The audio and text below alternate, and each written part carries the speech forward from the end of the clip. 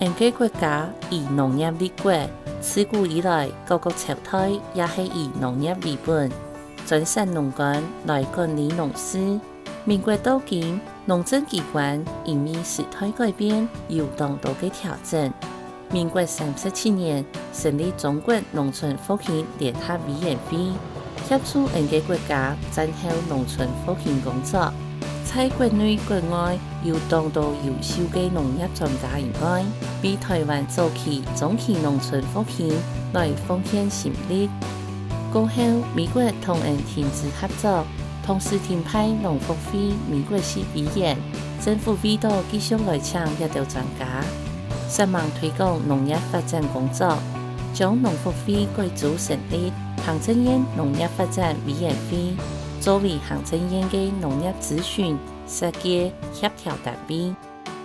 政府为配合国家经济建设，集中中央农政事权，决定将农发会和经济部农业局合并改组为行政院农业委员会，让沿个农业发展相关工作更加嘅完善。为了增加农业生产输出日本，全面了解当时石油的比准、经营情况同土地利用情形。日本在1896年成立台湾临时土地调查局，设法全岛1/2的地图，也发展使用化学肥料、改良品种同栽培方法，来增加无为、番薯、黄梨同香蕉等等的生产。也赶紧设立农林渔畜试验所同农业改良厂，对农村经济有实在的贡献，并实行大力管制，鼓励从事渔业者爱申请牌照，接受政府管理同扣税，接等进行4年1期的经济建设计划，进行整修渔港等渔业建设，并开始实行渔船放粮政策。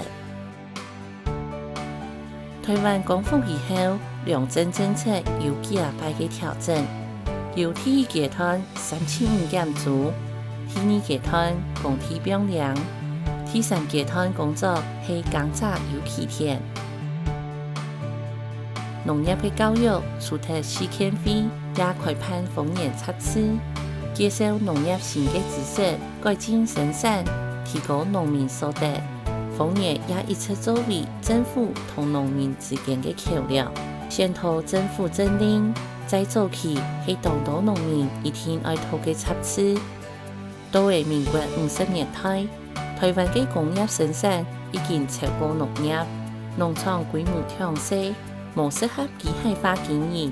主要農產品長期嘅價值強大，故所行政院頒布第二階段農地改革方案，擴大農場規模，促進農地有效高嘅利用。為了增加香蕉出口同保障權益，制定台灣省強國運輸合作社統一辦理香蕉外銷業務。黃梨、洋菇、蘆筍三大農產品係台灣外銷嘅3冠王，創造台灣罐頭食品最輝煌嘅一頁。國土環境保全嘅基礎建設，同時關係農業生產安全，將土石流治理政策提供方式，同加強源頭嘅治理，增加種出森林資源，保持生產面積優良嘅範圍。台灣目前辦理共同運銷嘅農產品有竹葦、香菜、香果。為了趕進農業機械化，政府鼓勵研究發展操作簡單嘅農機，推動比賽，表現農業機械化嘅成果。從香蕉通商到黃梨罐頭，到今晡日番筍、黃梨、福果等等，係台灣外銷嘅重要水果品種。同時為了改進摘茶同製茶技術，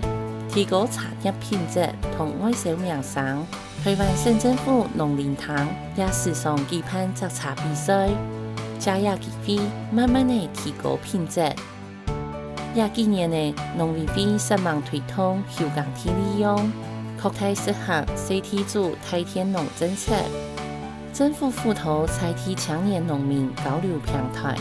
補足服務老平批支持能量，農產品嘅使用安全透過產銷履歷嘅建立、CAS 檢驗標準等規範，保護食用安全。動物保護嘅工作推動成效，也得到國際組織嘅肯定，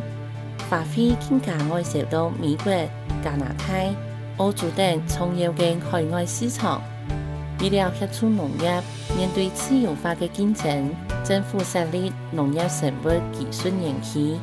發揮整合農業科技產業上下游嘅綜合成果，為農業全球化到農業價值提升進一步嘅產業市場